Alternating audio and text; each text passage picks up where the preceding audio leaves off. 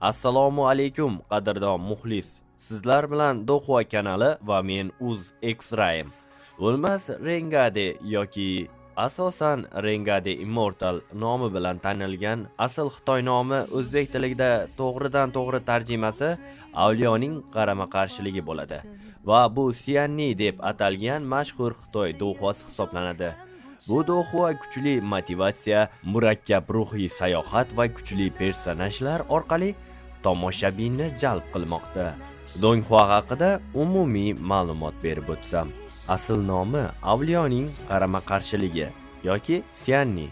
Ushbu donghua Xitoy animatsiyasi orqali tayyorlangan. Janri fantaziya sarguzasht, Sia. Studiya Tencent Penguin Pictures tomonidan taqdim etiladi. 2023-yil 25-sentyabrda boshlangan, hali ham davom etayotgan ongoing holatdagi donghua hisoblanadi. Donghua qismlari davomiyligi 20-25 daqiqa davom etadi. Hozirgacha 122 ta qism va bitta film chiqib ulgurgan. Umumiy ma'lumotlarimiz shulardan iborat edi. Syujet haqida gapiradigan bo'lsak, do'xua Manglin ismli oddiy qishloq yigitining hayotiy markazga oladi. U yaxshi aqlga ega, oilasi juda qo'llab-quvvatlaydi, lekin boshqalar uni kichik va ahamiyatsiz deb hisoblashadi. Bir kuni uni tasodifan o'lmaslar kuchli yo'lni o'rganish uchun imkoniyatni qo'lga kiritadi. Ammo uning iste'dodi boshqalarnikidan pastroq bo'lib chiqadi. U boshqalarning qarashlariga qarshi turish va o'z yo'lini topishga qaror qiladi. Oddiy imkoniyatlardan boshlab ko'pgina dushmanlar, fitnalar, murakkab vazifalar, hayot va o'lim janglaridan o'tayotib, u asta-sekinlik bilan o'lmas bo'lish sari yo'l oladi. Hikoya ko'pincha moral savollar, taqdirga qarshi kurash, o'zini topish va o'sish kabi mavzularni o'z ichiga oladi. Wanglin bosh qahramon cheklangan iste'dod bilan boshlaydi, lekin maqsadiga erishish uchun chegarasiz iroda bilan kurashadi. Li Mushan, Li Muwei, Si Tunan asosiy yordamchi personajlar sifatida paydo bo'lgandan so'ng, do'xua yanada sheriklik va dushmanlarga to'la qiziqarli tus oladi. Ushbu donghua nega endi donguachilar orasida mashhur? Keling, batafsil tahlil qilamiz. Juda uzun hikoya, juda uzoq va chuqur rivojlanadigan syujet novellaga asoslangan. Tomoshabinlarni ko'p jihatdan hayratda qoldiradi. Jang sahnalariga keladigan bo'lsak, katta masshtabdagi dramatik, strategik janglar donghuada juda ham ko'plab topiladi. Seriyalar esa hafta davomida chiqadi. Yangi epizodlar muntazam ravishda namoyish etilmoqda. Keng auditoriya, ko'plab fanlar tomonidan yuqori reytingga ega va dunyo bo'ylab muxlislar tobora ortib bormoqda. Albatta, ushbu do'xuani qayerda tomosha qilish mumkin deyishingiz mumkin. Sizlarga Banana TV platformasini taklif qilamiz. Nafaqat Rengade o'lmas, balki ko'plab do'xualarni o'zbek tilida sifatli dublyajda topishingiz ham mumkin. Qo'shimcha maslahat sifatida, agar sizga keng dunyo, chuqur qahramon motivatsiyasi va murakkab qiyinchiliklar bilan to'la syujetlar yoqsa, sizga albatta Rengade o'lmas mos bo'lishi mumkin. Donghuaning boshida syujet tez o'zgarishi bilan biroz ko'nikmasligingiz va tushunarsiz bo'lib qolishi mumkin. Ammo biroz sabrdan so'ng ushbu donghuaga teng keladigan asarni topa olmaysiz. Rengade o'lmas rivojlanish darajasi bu osmon va yerdagi har yerdagi mavjud bo'lgan ruhiy energiyani maxsus nafas olish mashqlari orqali singdirish amaliyotidir. Bu jarayon odamga o'limli tanani cheklovlardan xalos bo'lish imkoniyatini beradi. Hozirgi davrdagi kultivatsiyaning asosiy maqsadi daoni yetishtirishdir. Birinchi bosqich kultivatsion dao iboradagi yetishtirish so'ziga tegishli. Ikkinchi bosqich esa kultivat va dao so'zlari o'rtasidagi ko'prik hisoblanadi. Bu to'liq kultivatsion daoga o'tkazish uchun kalit aynan ikkinchi bosqichda yotadi. Uchinchi bosqich esa haqiqiy dao. Ammo bu dao samoviy dao emas. Samoviy klan kultivatsiya bosqichlari birinchi bosqich, bu bosqichning maqsadi ikkinchi bosqichga tabiiy qonunlarni anglash uchun poydevor yaratish, chik kondensiyasi hisoblanadi. Xitoychada Ningchi bosqichi birinchi bosqich, darajasi esa birinchi daraja. Ruhiy harakat bosqichi, ya'ni Qi kondensiyasi osmon va yerning ruhiy energiyasidan foydalanib, tanani ichkaridan tashqarigacha tozalash, mustahkamlash jarayonidir. Bularning barchasi poydevor qurish bosqichiga tayyorgarlik uchun amalga oshiriladi. Bu bosqich 15 ta qatlamdan iborat bo'lib, birinchisidan tashqari barchasini bosib o'tish uchun maxsus zikr talab etiladi. Bu darajada ikki xil nafas olish texnikasi o'rganiladi. Qi yig'ish texnikasi bu kultivatsiya jarayonida doimiy ishlatiladi. Qi sochish texnikasi esa xavfsizlik chorasi bo'lib, masalan, poydevor qurish yoki undan yuqori bosqichlarga o'tishda muvaffaqiyatsizlikdan saqlanish uchun ishlatiladi. Bu bosqichda esa ikkita to'siq mavjud. 3-qavatning cho'qqisida va 5-qavatning cho'qqisida. Qi kondensiyasi darajalari birinchi daraja texnikani mashq qilish mumkin bo'ladi. Ikkinchi darajada ilohiy ong uyg'onadi. 3-darajada to'siq yorib o'tish kaliti iste'dodga emas, balki yo'l shafqatsiz degan iboraning ma'nosini anglashga bog'liq. Situnan bu iborani qishloq sektalarida tarqalgan bema'ni gap deb hisoblaydi. 4-5 darajalar to'siq. 5-darajadan 6-darajaga o'tishda tanadagi ruhiy energiyaning sifati o'zgaradi. Bu juda katta miqdorda ruhiy energiya talab qiladi. Shu sababli ko'plab odamlar shu yerda to'xtab qoladi.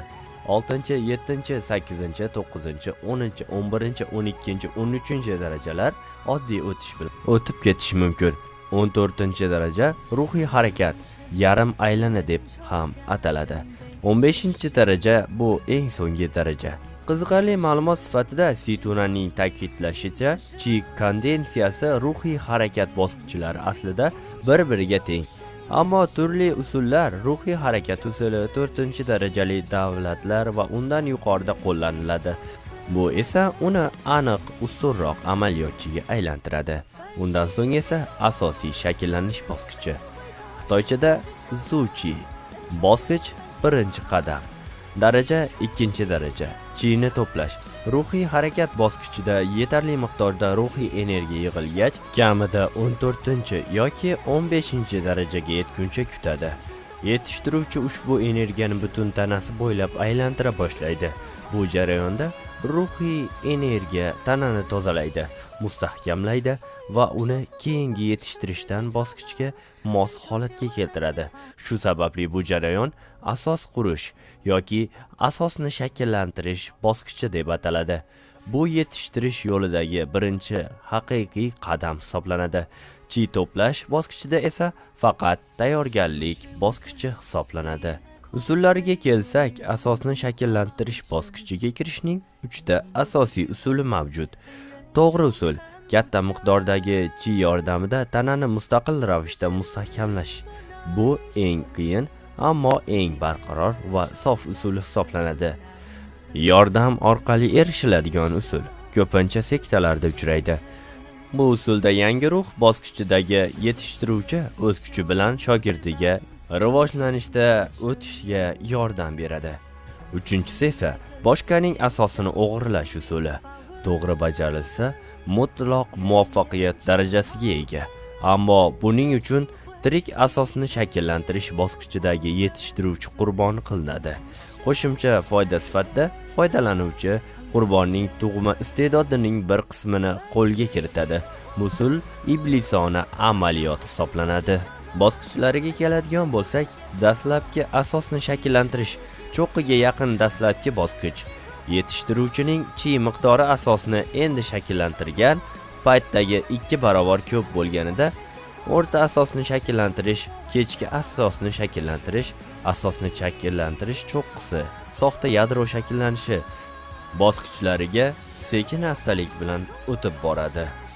Qiziqarli ma'lumot sifatida kitob boshida Situnan shuni ta'kidlaydiki, Qi to'plash bosqichining kechki darajasida turib, uni to'liq yakunlamasdan ham asosni shakllantirishga kirish mumkin.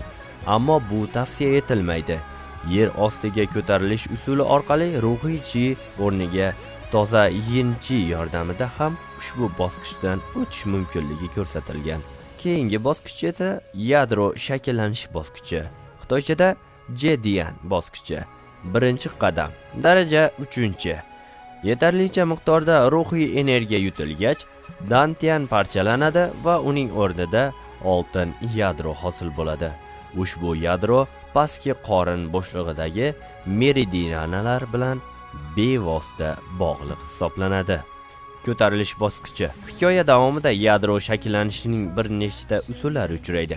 To'g'ri usul Jin D'Artagnan nuqtasi ichida qattiq yadroga aylantirish orqali amalga oshiriladi.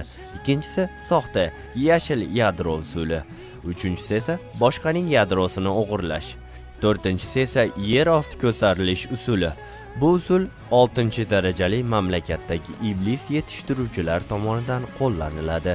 Har bir usul amalga yaroqli, ammo natijasi va barqarorligi, muvaffaqiyati ehtimoli turlicha. Soxta yadro shakllanishi yashil yadrolar 4-darajali mamlakatlarda uchraydigan va iblis texnikalari yordamida yaratilgan soxta yadrolar turidir. Ularning oddiy yadrolardan asosiy farqi shundaki, haqiqiy yadro shakllanish bosqichidagi yetishtiruvchi faqat bitta yadroga ega bo'lishi mumkin.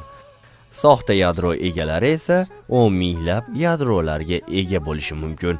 Bu yadrolar o'zini portlatish uchun ishlatilganida nihoyatda xavfli hisoblanadi. Jasadlar sektasi. Jasad sektasi, aniqrog'i Zixao mamlakati bo'limi. Jasad Yin sektasi aynan yashil yadro amaliyotidan faol qo'llashi bilan mashhur. Bosqichlariga kelsak, dastlabki yadro shakllanishi, o'rta yadro shakllanishi va kechki yadro shakllanishi. Cho'qisi buyuk aylana yadro shakllanishi. Ushbu videorolikni shu yerda yakunlaymiz.